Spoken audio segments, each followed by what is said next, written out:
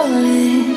Can you feel the love we're falling? Just take my hand and take me home tonight.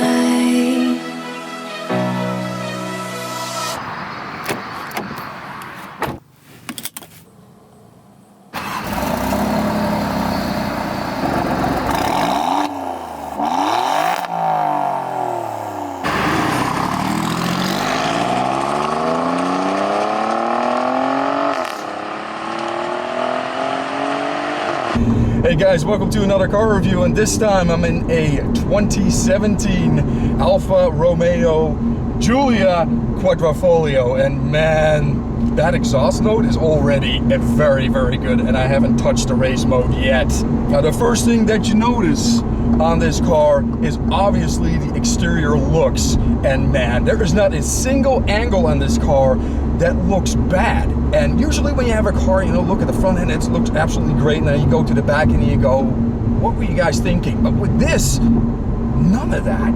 It's just flowing angles everywhere, absolutely gorgeous. And another thing that I love about this car is the carbon fiber usage.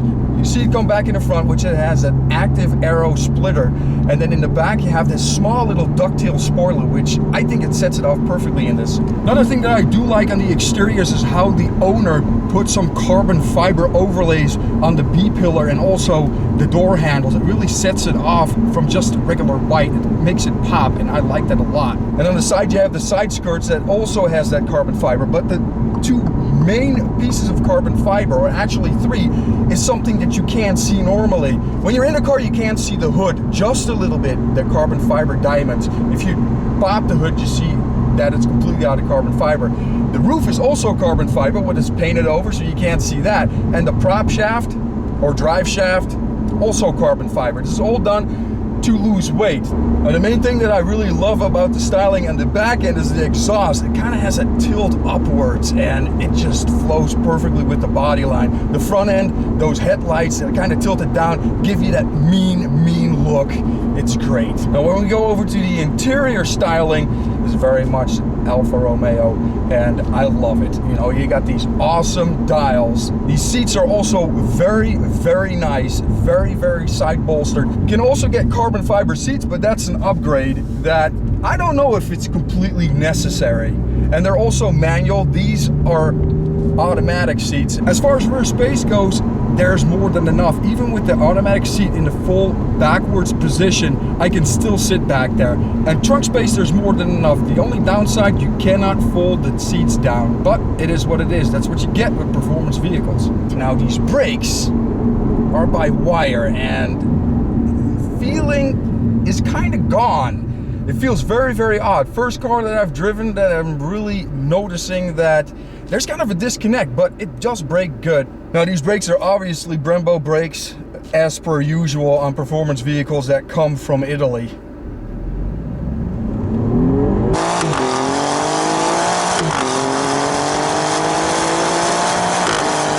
Oh man, that thing is so quick.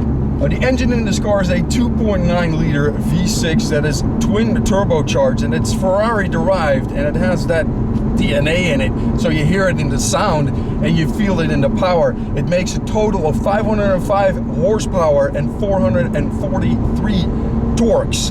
Now that torque is in from 2500 RPM all the way to 5500 RPM. Red line is 7 grand. So you do get a little bit of turbo lag, but it's not too bad at all. Now this has an 8-speed automatic transmission, and now we're at around 60 miles an hour. The revs slightly below 2 grand. Now it doesn't even want to shift into 8th gear because it probably thinks that we're going to lug the engine, which is definitely a concern in this car because it's turbocharged. You don't want to do that. Another thing that I did notice when setting off briskly is that it doesn't want to apply the power right away. It kind of eases into it and then it goes full tilt. Very manageable, very, very quick. Performance figure 0 to 60s under 4 seconds, quarter mile just shy of 12, and then of course the top speed 190 miles an hour.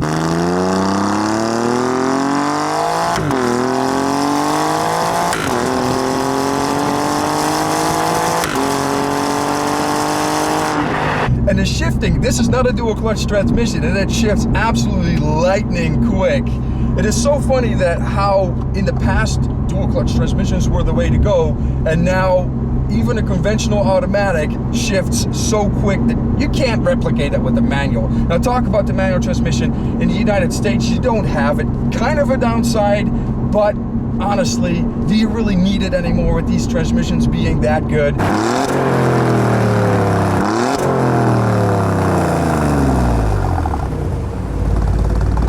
Another thing that I noticed is that the exhaust note has changed from when it was in regular drive mode to now in race. It's noticeably louder, which I don't think is a bad thing at all.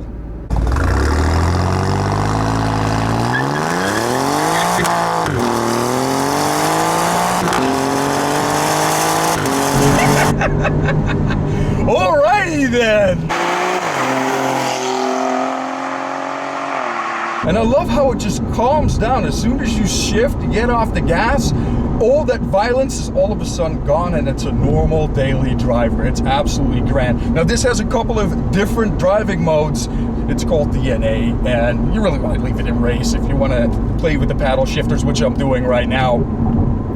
But you can also keep it in an economy, and in true economy fashion, this car does have cylinder deactivation, which I think is pretty awesome. And the turn-in this car is absolutely phenomenal.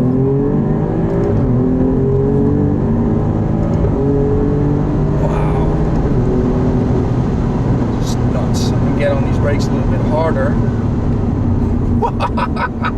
You know, even though that brake feel is kind of gone, you don't really notice it where you're going. It's just when you get to a stop, you go, okay, I can't really modulate this thing, but now it's completely fine. There's just all smiles to this car. If I have to give it one downside, there is no downside. There really isn't. Now, for some people, if you're longer, that side B pillar, it's there, but that can be fixed. Just bring out a coupe, which I believe they're going to do. So you're gonna get this car with this awesome look, and you get a coupe version of it. Just imagine that. No more B pillar that's in the way, and it just looks absolutely glorious.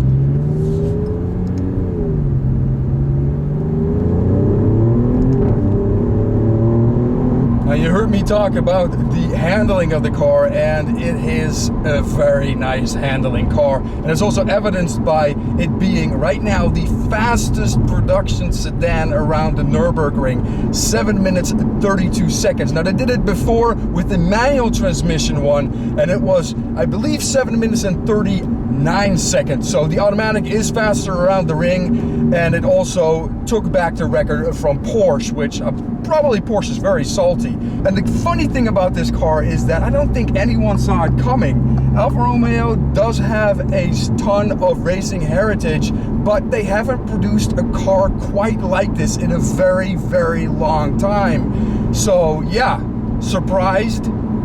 Yes, very much so. It's just the combination of the looks, the exhaust sound, and that Ferrari DNA in that engine, this package is just unrivaled at this point in time. It's nuts.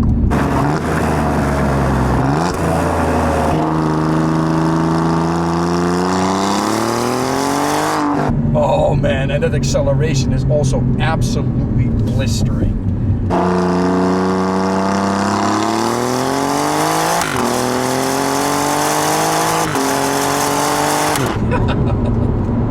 Oh man, it's all smiles for me, all smiles. And with that, I come to a very, very simple conclusion. It might not have the horsepower figures of the Hellcat that I drove, but it puts the power down, it sounds better, it looks better, and it just, I cannot find a fault in the design of this car, the engine of this car. It's just great. Shane, thank you so much for letting me drive your Alfa Romeo Giulia Quadrifoglio. It is a mouthful, but it's deserving of a mouthful, because this is absolutely one of my favorite cars that I've driven to date. And that downshift, oh, glorious. You guys take care, and I'll see you on the flip side. And of course, we're coming up on this, and we gotta do this, obviously.